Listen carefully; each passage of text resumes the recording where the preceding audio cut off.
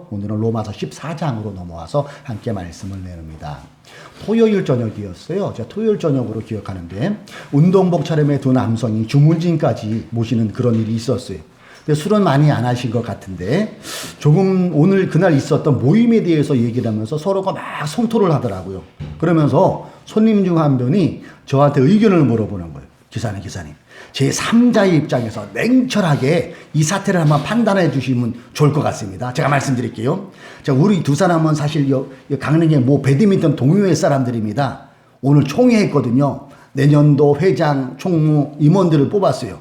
옆에 있는 이 친구가 당연히 순서에 의해서나 기여도에 의해서나 출석에 의해서나 당연히 총무될 사람이거든요. 다른 사람들도 대부분이 그렇게 생각했어요. 근데 오늘 이 친구가 총무가 안 되고 딴 사람이 됐습니다. 자격이 되면 제가 얘기 안 하죠. 자격이 안 돼요. 그 모임 때도 잘 안 나오고 회비도 많이 미납되고 그리고 또 기여도도 없어요 사실. 근데 그 사람이 총무가 됐습니다. 말들이 많죠 딴 사람들이. 그래서 제가 회장에게 손 들고 당당히 질문했습니다. 이유가 뭐냐? 이 친구가 올해 총무돼야 될 거라고 다들 알고 있는데 왜 총무가 안 됐냐? 이유 좀 얘기해 달라고 제가 얘기했죠. 그랬더니 회장이 하는 말이 말도 안 되는 얘기를 하는 거예요. 이 친구가 총무가 안 된 거는 원 강릉 사람이 아니라기 때문에. 이 친구 지금 주문진이거든요. 근데 옛날에 기사님 알지 모르겠지만 주문진이 원래는 명주군에 돼 있다가 통합이 된 겁니다. 그러니까 원 강릉 사람이 아니라서 강릉의 그 고유적인 정서를 모르기 때문에 이 사람이 총무가 될 수 없다고 그렇게 얘기하는 거예요. 이게 말이 됩니까? 우리 그래서 다음 주부터 다음번부터 안 나가기로 하고 그거 탈퇴하기로 했습니다. 그 얘기를 하는 거예요. 그러니까 함축해서 얘기한다면은 이 배드민턴 동호회가 있는데 이 임원진들이 두 부류로 나눈 거예요. 한 부류는 강릉 출신, 그러니까 이 시내에 있는 원래 있던 강릉 출신이 돼야지만이 강릉의 정서나 그런 전통을 잘 함양해서 이 무리 없이 이끌어갈 수 있다는 그런 한 부류. 또 한 부류는 뭔 소리냐? 명주군하고 강릉시가 합쳐진 게 언젠데 그리고 세계화 추세가 하는 이때 말이 되느냐? 왜 변방 취급하냐? 주문진을 옥계를 왜 변방 취급하냐? 말이 안 된다. 이런 부류로. 그래서 감정 싸움까지 이루어진 이런 일을 제가 본 적이 있어요. 두 부류로 나눈 겁니다. 두 부류로 나눠진 거죠. 오늘 우리가 읽은 이 말씀을 가만 보면은 로마 공동체 안에도 두 부류의 신자들이 있었음을 보게 돼요. 그래서 한 부류는 유대 출신 신자들, 그리고 또 한 부류는 그리스를 비롯한 이방인 출신 신자들. 이렇게 이 로마 공동체 교회 안에 두 부류로 나누어진 거예요. 근데 여러분, 이 두 부류로 나누어진 데에는 사연이 있더라고요. AD 약 49년경에 로마 황제가 그 당시에 카리쿠라라는 사람이 로마 황제였어요. 근데 이 사람이 심한 열병을 앓았다고 하죠. 그런 다음에 정신이 많이 오락가락하면서 정신분열적인 그런 상태에서 이 제국을 통치하니까 제대로 된 통치가 이루어질 수가 없죠. 정신착란이 오고 환청이 들리고 환상이 보이는 그런 일들이 막 발생돼요. 그래서 이분이 어느 정도냐면은 이 그리스나 그런 나라 가면 이 동상이 많잖아요. 제우스 신 동상 그런 거. 그 동상 앞에서 상의를 하는 거예요. 그 원로 대신들하고 이 내각 대신들하고 상의하는 게 아니라 이 세워져 있는 동상하고 말을 오가면서 신중하게. 그러니까 정신적으로 이상이 있었다는 거죠. 그래서 이것이 자꾸 가다가 폭정이 되고 이 나라의 이 통치가 잘 안 되다 보니까 그의 측근이 이 칼리굴라를 살해하게 돼요. 그리고 그 뒤를 이은 황제가 클라디우스 황제죠. 이 클라디우스 황제는 제가 여러 번에 몇 번 소개했죠.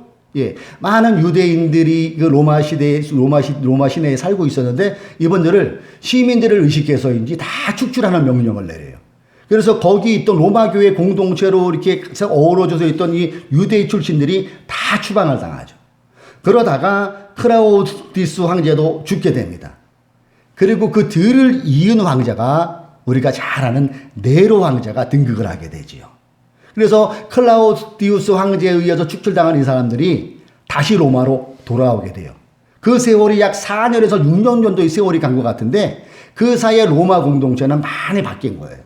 유대인 출신의 유대인들의 신자들이 다 나가니까 그 교회의 명맥을 그리스 출신의 이방인 신자들이 이렇게 이끌어가는 그런 구조로 갔고, 그 위에 들어온 그 유대계 신자들은 소수 무리에 해당되게 그렇게 돼버린 거죠.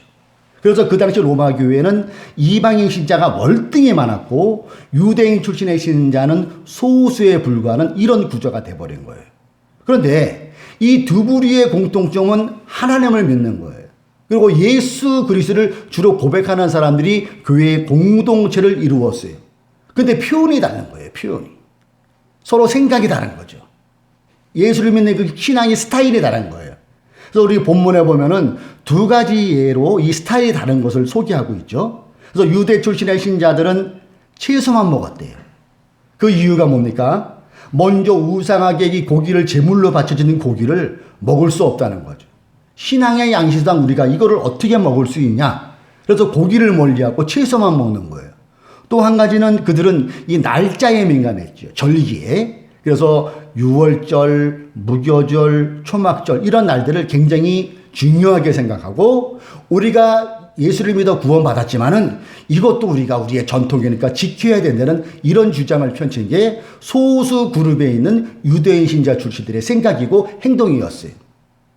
반대로 다른 부류였던 이방인 신자들은 그렇지 않았어요. 그들은 그리스적인 사고가 있으니까 열려 있었죠. 포용적이에요. 그러니까 고기도 그냥 꺼리낌 없이 우상하게 바친 제물이는 어쨌든 하나님께서 다 허락하신 거니까 먹어도 괜찮다 이러면서 고기도 아무 꺼리낌 없이 먹은 거예요. 그리고 유월절이나 무교절 그런 데 신경 쓰기보다는 모든 날들이 하나님께서 우리에게 허락하신 날이기 때문에 모든 날들이 다 소중하다, 이런 자연스러운 마음으로 날들을 대했어요. 자, 이러한 생각의 차이로 이 그리스도 안에서 그들이 하나이면서도 결정적인 순간에는 두 파로 나뉘어지는 일들이 이 로마 공동체에는 일어났음을 우리는 얼마든지 추측해 볼 수 있다는 얘기죠.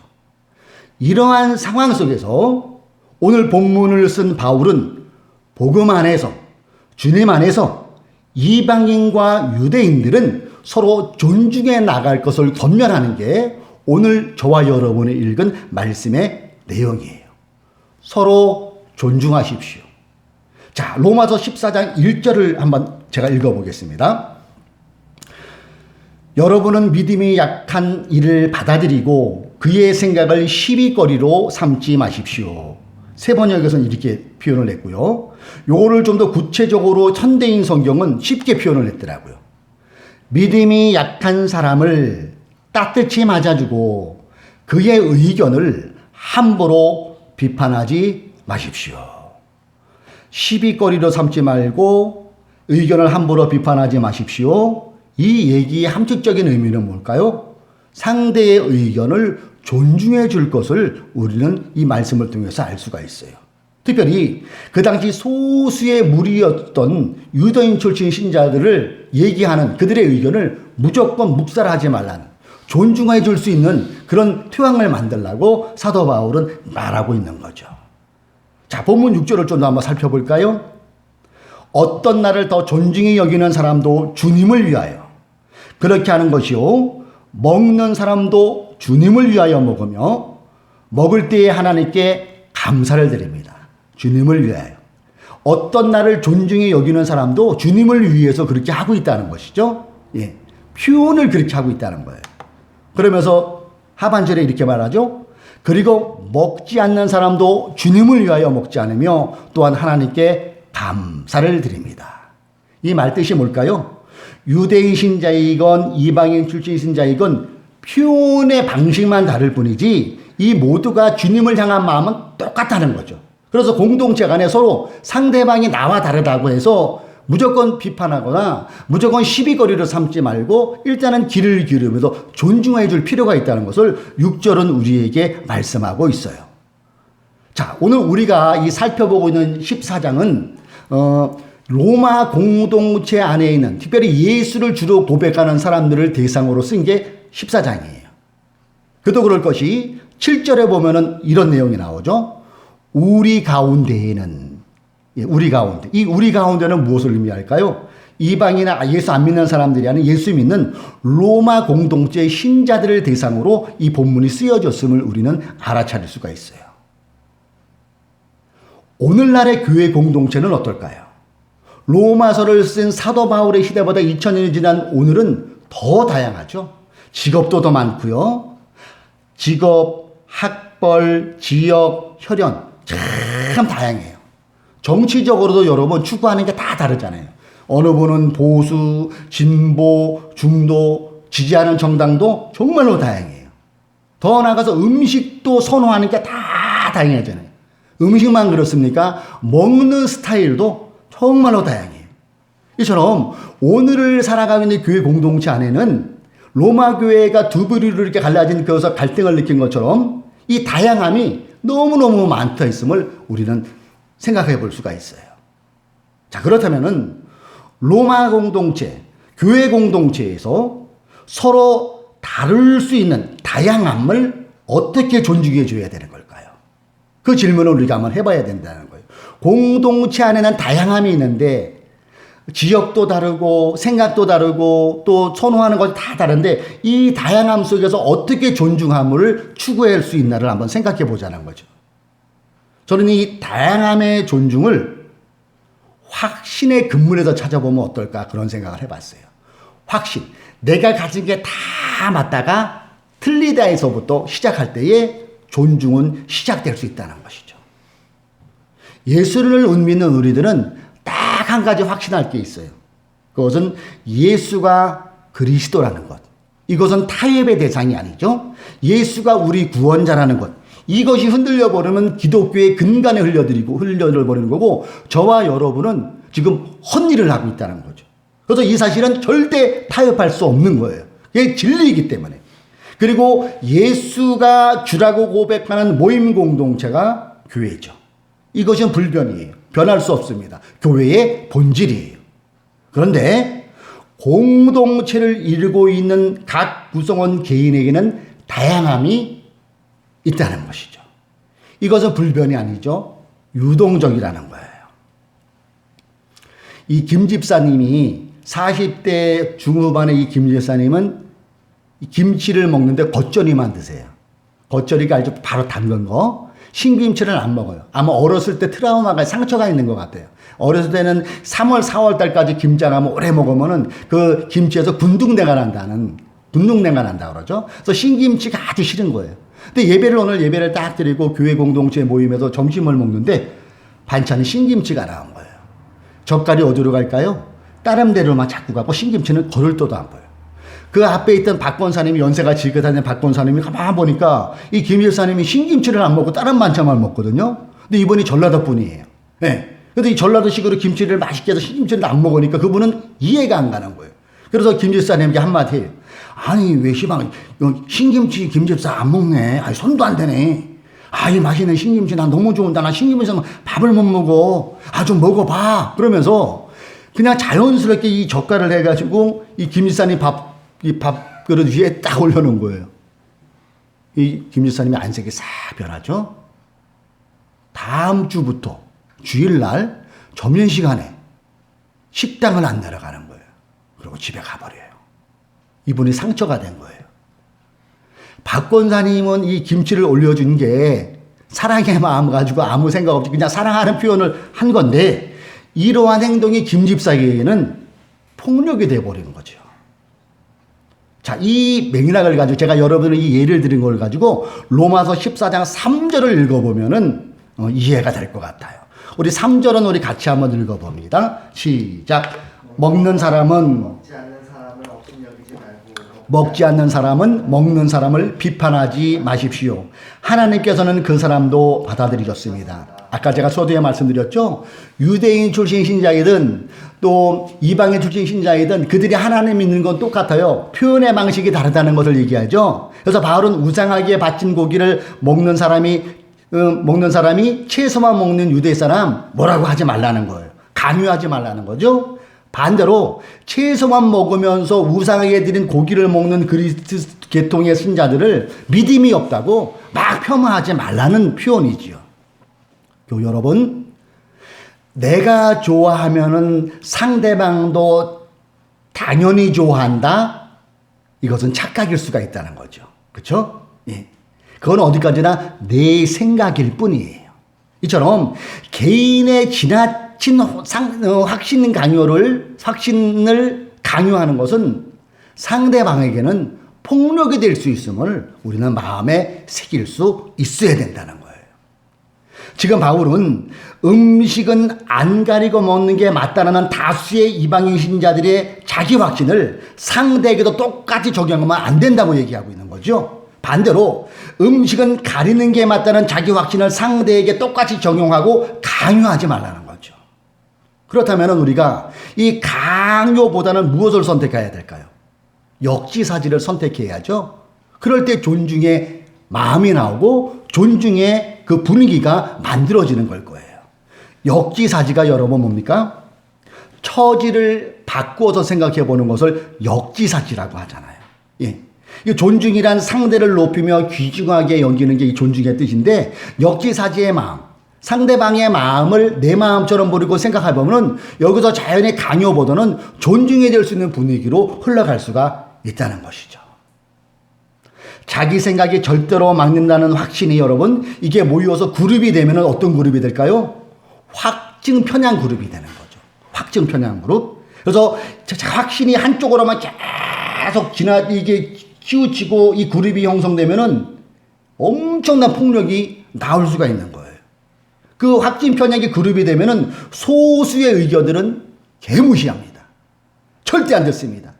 그리고 그들의 의견을 마귀, 사탄 취급해버리는 경우가 있어요. 심지어는 그 소수의 의견이 안 맞는 것을 통하여서 안 맞는다는 이유 때문에 교회에서 나가라는 경우도 나타나요. 그리고 고소고발도 남발이 되고요. 더 나아가 하나님의 머리, 예수 그리스도가 머리 된 이 교회가 둘로 세 개로 쪼개지는 일들을 우리는 주변에서 보게 되는 그런 안타까운 현상을 보게 되는 일도 보게 된다는 것이죠. 그렇다면은 교회 공동체에서 이러한 서로 존중 문화가 자리 잡기 위해서 우리가 할 일이 없을까요? 교회 내에는 서로 존중해 줄 수 있는 그 문화가 형성이 될 때에 서로 아껴주고 또 그 속에서 예수 그리스도의 임재하심을 느낄 수가 있다는 것이죠. 그러면은 서로 존중 문화가 자리 잡기 위해서 필요한 게 무엇일까요? 토론 문화 여러분 생각해 보셨어요? 우리가 여기 계신 분들 오래 교회 다니면서 신앙생활 했는데 교회 내에 이 토론 문화에 대해서 여러분 들어본 적 있으세요? 지금은 우리가 코로나로 인하여서 지금 독서 모임이나 영화 모임 안 하는데 그것이 토론 문화의 하나는 일환일 수도 있다고 저는 봅니다. 그런데 여러분, 이 토론이라는 것은 우리가 성경을 이렇게 살펴보면은 요소에 나오더라고요.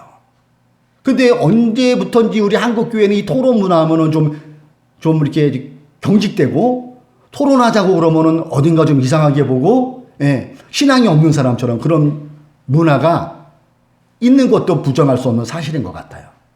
자, 이 토론 문화에 대해서 제가 여러분에게 소개해 드릴 때 예수님의 말씀을 소개하면 좋을 것 같아요.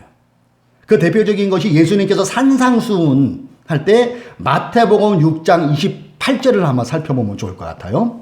자, 이 말씀을 한번 보세요. 또 너희가 어찌 의복을 위하여 염려하느냐? 들의 백화파가 어떻게 자라는가 생각하여 보라.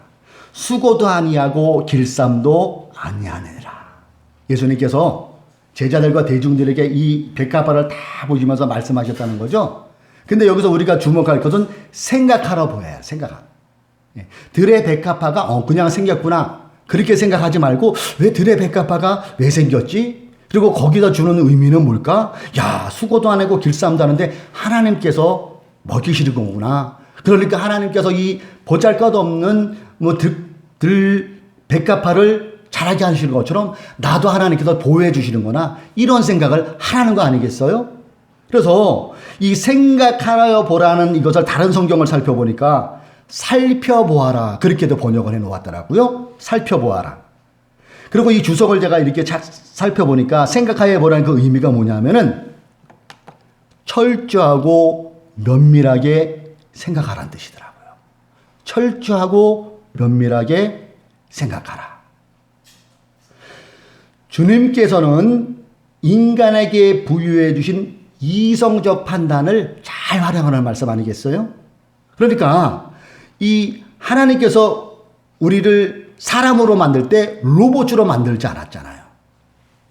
이성을 주셨단 말이에요. 이성을 가지고 뭘 하라는 걸까요? 생각 없이 살지 말고 생각 있으면서 살아가는 거잖아요.